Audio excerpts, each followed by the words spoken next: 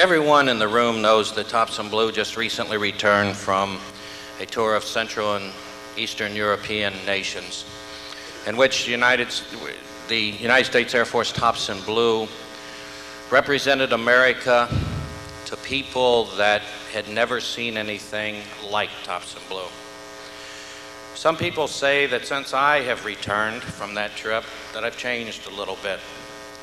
Maybe I have, maybe I haven't, but I know that that tour re-strengthened my feelings about this great country of ours, about the freedoms that we have fought for so many years to ensure that the Americans continue to live by. And it re-strengthened that need and that want for that family unity. Those two things and the belief in God, there's nothing stronger. And we have tonight a few guests with us, which I need to take a very special moment to recognize because of their achievements to the Air Force entertainment family. These people have contributed throughout different time spans to the success of the program and the reason that you're able to sit here tonight. They've all contributed in different ways, but acknowledging them tonight is very important, as all three are leaving our Air Force family to pursue other careers or go on to the enjoyment of the life in retirement that they so deserve after working so hard for their government. The first person that I'd like to have come forward is someone who has worked many years for the Air Force. She has recently been my secretary at the Air Force Morale, Welfare, Recreation Services Agency. She was going to retire, and she said, I can't let down the people at Worldwide because I've fallen in so much love with them, just being able to talk with them over the phone. And she and a couple of other friends drove here from San Antonio yesterday just to see some of the faces that she's worked with for the last couple of years and not been able to see, to tie a name and a face together. And next week there will be a special presentation to her back at the center at the agency in San Antonio. But tonight, in front of the people that she stayed on with until after this was over so she could help us, I wanted to acknowledge her and just pay tribute to her and ask her to please come forward while we present something special to her. Miss Bonnie Brock. Bonnie?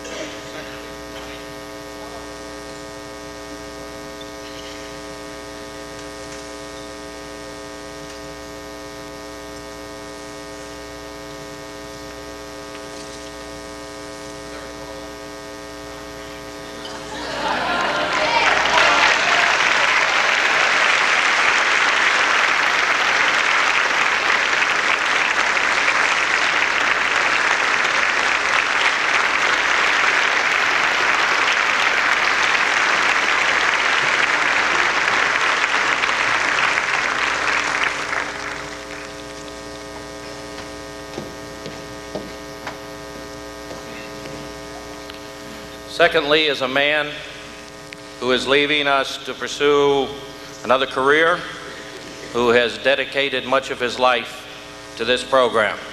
He has been there at any time we've called. He is devoted to the program. He believes so strongly in the program and has created a base to build other and new upcoming people for years.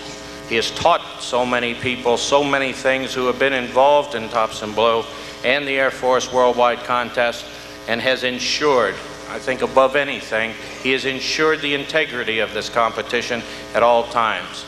And I certainly respect, and everyone else respects, all of the work that he has done throughout the years, and we'd like to pay a special tribute. You can't get any higher than a Golden Roger Award, and that's what J.B. Brooks already has, but we would like to bring him forth for another special award.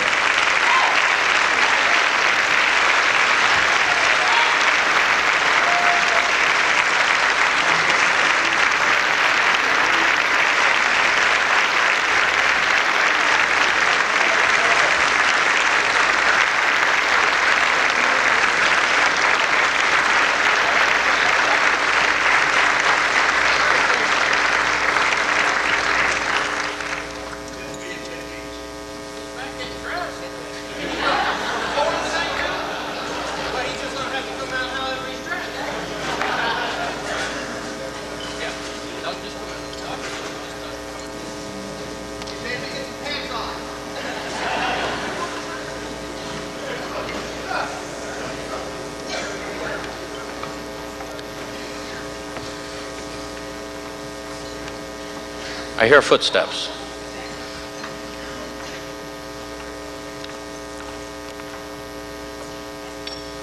You know, you can plan everything to the nth degree, but when a man's putting on his pants, there's nothing else you can do.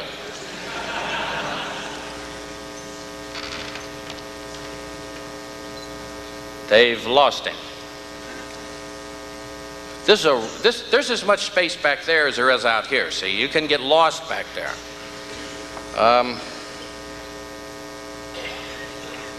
Someone backstage, let's tell me if he went home to San Antonio to change the pants, or he's here.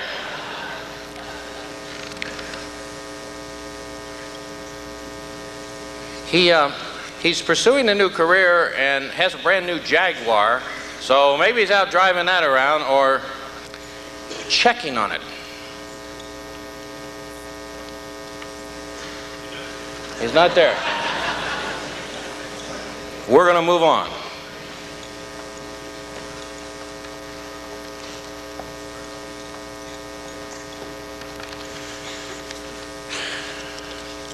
The next individual is a person who has devoted 49.2 years to the United States Air Force. He was born in 1922. I didn't want him to think he was older than he is. He was worried there for a minute, I'm sure. And he didn't waste much time and started his career in 1942 by joining the Army Air Corps. I know some of you say, the what? Joe was there, the Army Air Corps. He did his 4 years, and during that period of time he served over in the European theater operations. And after the 4 years, in March of '46, the war came to an end. Joe separated from the Army Air Corps. And then he said, after about 2 years out in the civilian world, he said, you know, I never really got to be involved with the military in the States. I really ought to take a look at it again. They've got this newfangled thing called the Air Force now, not the Army Air Corps. Maybe I'll get back in. And so what he did was join back up. In 1949, he re-enlisted in the new Air Force.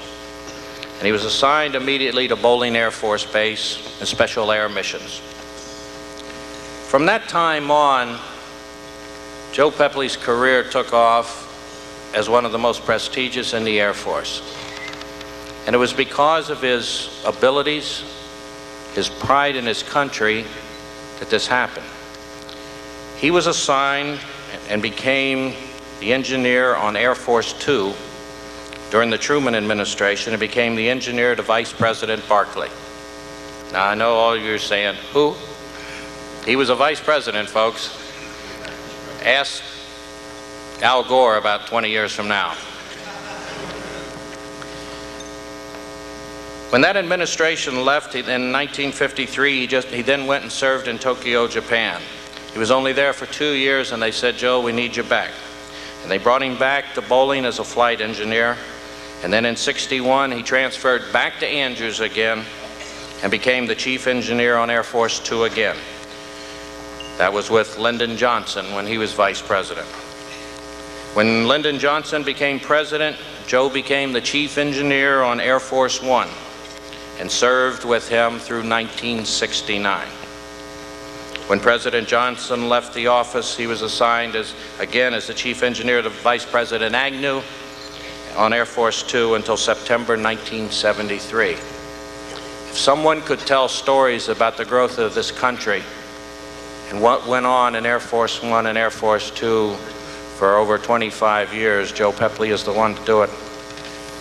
He retired in 1975 as a Chief Master Sergeant. By then they had that new rank, you know. When he came in, they didn't. And in 1976, he said, "This retirement is for the birds." And he came back as a civilian to work for the Air Force again, and he joined the MWRS family. He started at Randolph Air Force Base at the base level, and that started his career to where it would lead him to Air Force Entertainment. Because finally he joined the headquarters staff at the MWRS agency, which has been through numerous names since that time. But he went into the purchasing division, and in 1984, in the end of '84, when we started all the preparations for Super Bowl, Joe Pepley came over and took over all contracting and was on the field, in fact, also when we did Super Bowl 19 in San Francisco. In 1987, he then came on board full-time as a contracting officer for Air Force Entertainment, and since then has saved us millions of dollars. He has come up so many times with the right product and the right purchase and everything. When we've been down and the show had 2 hours to needing something or they couldn't go on, he has sacrificed time. He sacrificed a lot during his career of separations and so forth, like anyone else who has devoted themselves to the military of this United States. But in 1 October, he retired, and he now lives in Sun City in Florida. And he came back and has worked the entire competition just to get off the golf course. He said 3 days a week is too much to be on the golf course during that time. So he came up here and he's been with us. And I would like to have Joe and Helen Pepley please come forward for some recognition, which these two friends of America are well due.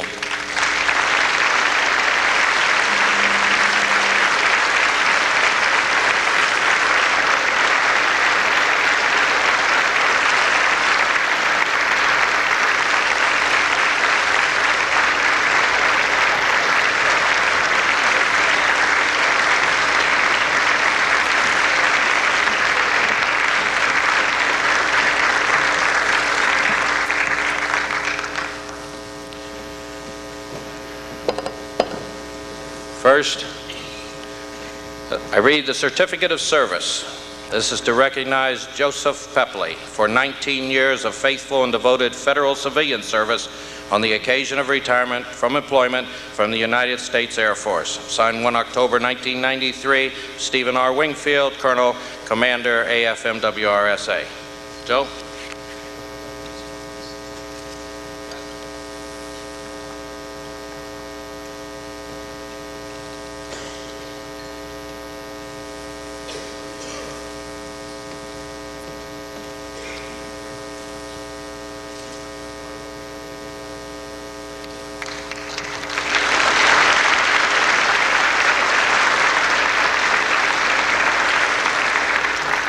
United States Air Force Certificate of Appreciation to Helen Pepley. On the occasion of the retirement of her husband from federal service with the United States Air Force, in grateful acknowledgement of her devotion and support, which contributed significantly to her husband's career in the service of the Air Force and the nation.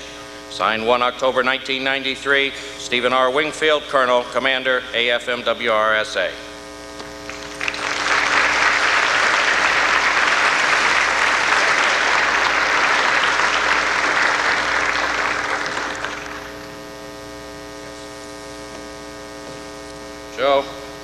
I know how much you love Air Force entertainment. Here's a 1953 40th anniversary jacket. But there's something special that we wanted to give Joe that we know he likes to collect. And I know he's kept some things in his drawers in the office for a number of years while he worked there. And he always said, I'm missing one or two. So we've tried to put together something special for Joe tonight, which is a collection of all of the events that you have participated in Air Force entertainment since arriving, to include all of your Tops and Blue shows, all of your worldwide competitions, your Bob Hope specials, and the Super Bowl.